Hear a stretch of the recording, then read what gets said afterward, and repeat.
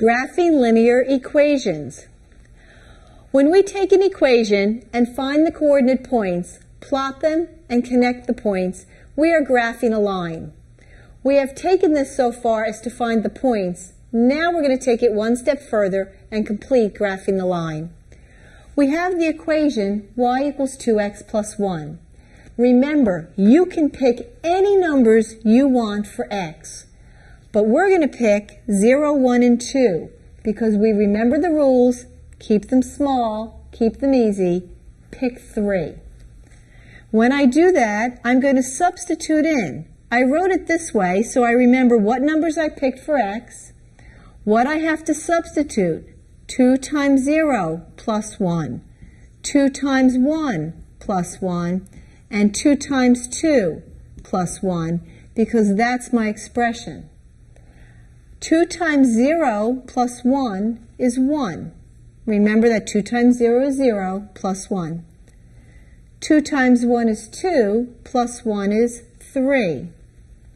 2 times 2 is 4 plus 1 is 5. So we picked 3 values for x and we found 3 values for y. I am now concerned with the x column and the y column. And I'm going to rewrite those here as an xy chart. I put in 0. I found the value of 1. When I put in x equals 1, I got y equals 3. And when I put in x equals 2, I got y equals 5.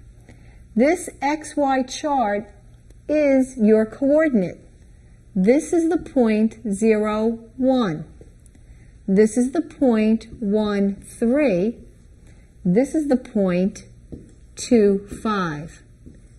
So you've gone from a chart where you can actually do your substituting to knowing what values you picked and what you came out with to the coordinates you can now plot on your graph. So let's go to that graph. 0, 1. 0 means I start at the origin and I go nowhere, but then I go up 1. Remember, I go nowhere right or left because x equals 0, but I do go up 1. The point 1, 3, when I start at the origin, I go to the right 1 and up 3.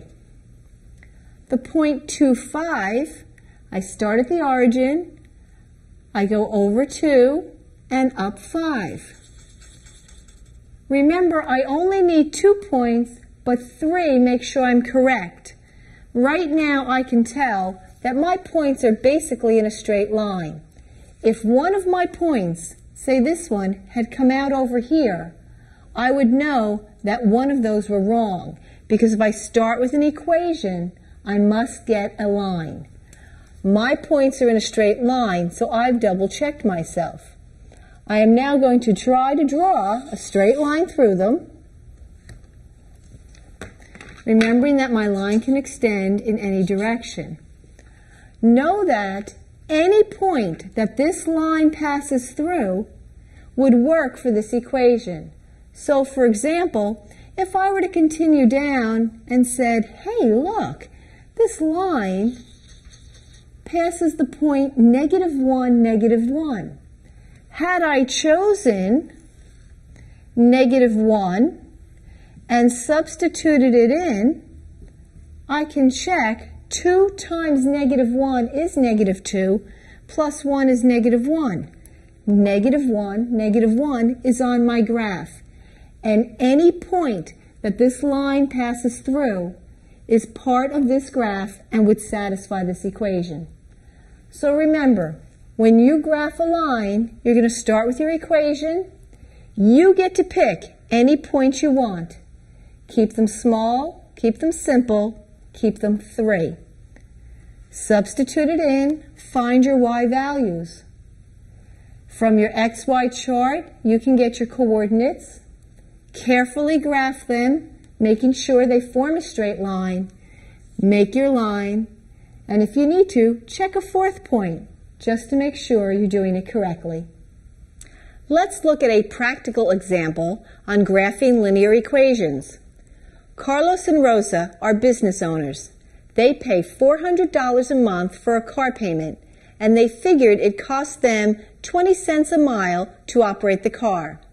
They want a chart to tell them how much the car will cost them for the number of miles they drive per month. If we go here to the chart and we look at this equation, we have 400 plus 0.2x. The 400 represents the $400 payment they have to pay each month. That stays constant and never changes. The 0.2 represents the 20 cents per mile. Remember that 0.20 is the same as 0.2. We would have to multiply that by how many miles they go each month. That's the part that varies. So that's why it's a variable. So we have 400 plus 0.2x. If we put in some mileage, we can find out how much it costs them. We're going to use 0 miles, 2,000 miles, and 4,000 miles. When I substitute these amounts into our expression, I have 400 plus 0.2 times 0, which equals 400. I have 400 plus 0.2 times 2,000, which is 800. And I have 400 plus 0.2 times 4,000, which gives me 1,200. So I put in my miles, and I actually got the cost. If I put it into my XY chart, remember I put in 0 miles, I got $400. I put in 2,000 miles, and I got $800. And then I put in 4,000 miles, and we got $1,200. Remember, these values now become our ordered pairs. 0, 400, 2,000, 800, and 4,000, 1,200. Now you may be thinking, what happened to our rule, keep it simple, keep it small? Remember, this is a real-life application, and real life doesn't always make it small. We're talking about miles here, and we can't say we're going to go 1 mile or 2 miles. So when I come up here to graph it, I only need the first quadrant, positive, positive. The reason is you can't have negative miles, and you can't have negative money. So we're going to use the first quadrant only. In order to be able to fit these numbers, instead of numbering my x-axis by ones, I'm going to number 1,000, 2,000, 3,000, 4,000, 5,000. And my x-axis stands for the miles driven. My y-axis stands for the cost. I'll number that by 400s. 400, 800, 1,200, 1,600, 2,000. So now I can graph these without using a real large piece of paper. My first point is 0, 400. I start at the origin, which is still here. 0 says go nowhere, miles driven. And if I go nowhere, I still have to pay that $400 car payment. That's where the 0, 400 comes from. If I drive 2,000 miles, it's going to cost me $800.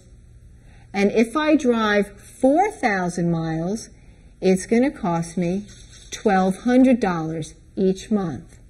I can now take my ruler and very carefully make a line.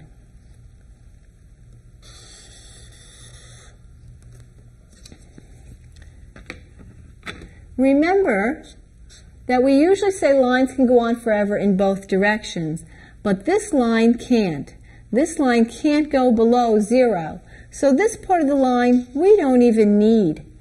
When we look at this, Carlos and Rosa now have a chart that can give them really good information. For example, let's say instead of 2,000 miles, they only drove 1,000 miles. They know that they will automatically be spending right between $400 and $800, which would be $600. They don't need to go back and work it all out. They can estimate if they went 3,000 miles, they would spend $1,000.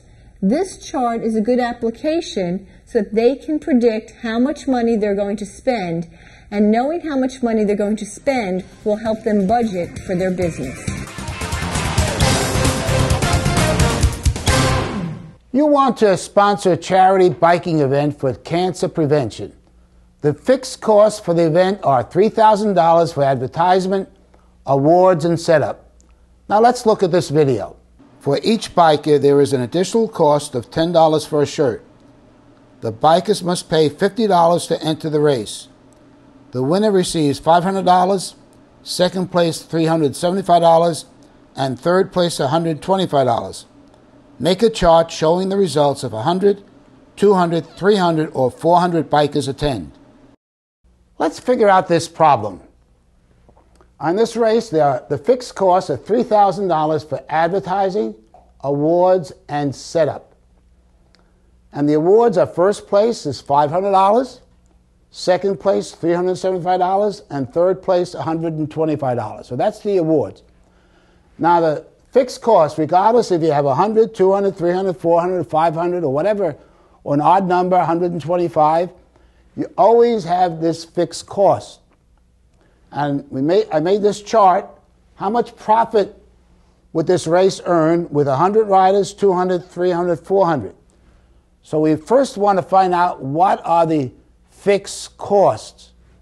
Now remember, each rider gets a $10 shirt. So that's a variable cost. The more riders, the more money this race has to pay out for the riders. But each rider pays $50. That's where the profits are going to come in. And so you have these fixed costs.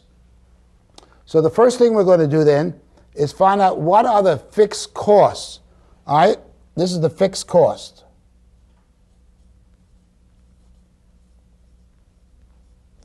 For 100 riders. So you got $3,000. Now you have these awards. Now this is where you have to be careful. This is where you have to think when you're doing math. And this is a lot of times in industry too, a lot of math problems. You see this here is already taken care of in here. So you could just erase that. That's irrelevant now because the fixed costs are in here. All right, so for 100 riders, it's $10 a shirt. Now we could do that in our head. We don't have to use a calculator. 100 times $10 is $1,000. So the fixed cost for 100 riders is $3,000 plus 100 shirts, which is $1,000, is $4,000.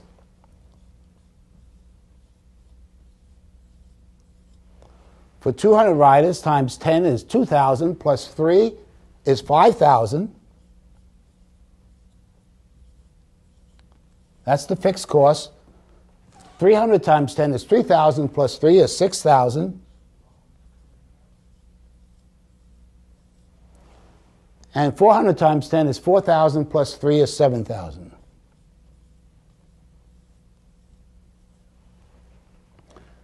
Now, we want to find out what are the profits for this.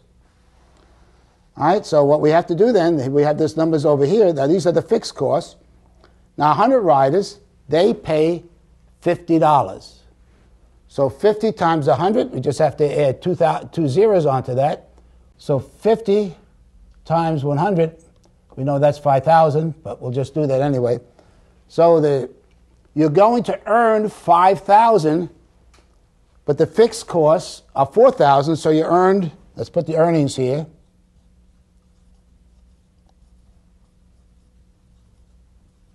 So you earned $1,000. I have 200 riders, so 200 times 50. 200 times 50 equals 10,000. So the profit then for 200 riders is $5,000. 10,000 minus 5,000 is 5,000. 300 riders, so that's 300 times 50 equals, that's 15,000 minus 6 is 9,000 then. Now that's really the profit, what they're earning. They're earning this year, you could say profit or earning. And then for 400 riders, it's 400 times 50 equals 20,000 minus 7 is 13,000. So now we have the earnings or the profit for 100 riders, 200 riders, 300 riders, and 400 riders. And here's our profit line, and these are the riders. Now we could put them in. For 100 riders that they earned or had a profit of $1,000, so that would be right over here. For 200 riders, so we go up to 200, and 5,000 is over here. For 300 riders is 9,000, then we go over here. And for 400 riders, it's 13,000, and there we go over here. And now we could take a ruler and just draw a line through these dots.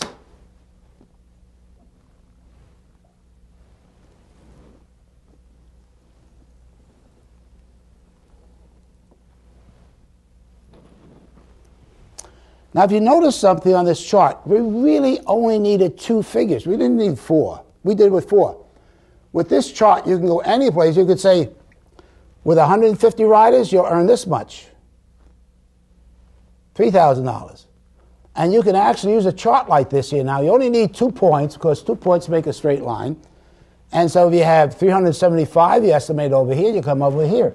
And you can figure out they earn about $12,000. And so that's the advantage of making a chart. You don't have to do all your math each time. You only need 2, and usually you do maybe 3 to make sure that your math is right. That you have if one of these dots was over here, you say, uh-oh, something's wrong here. I did something wrong with my math, because they should line up. And so that's the advantage of using a chart. You can go any place on this chart now and actually calculate the number of riders and your profits. Please pause the video now and complete the problems in your workbook. When finished, press play, and we'll continue with the next lesson.